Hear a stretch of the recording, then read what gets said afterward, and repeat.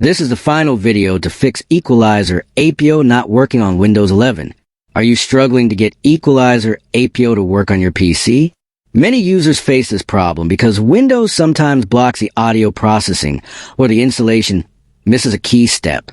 You might have tried solutions on YouTube or social media, but they are long, confusing, and hard to follow.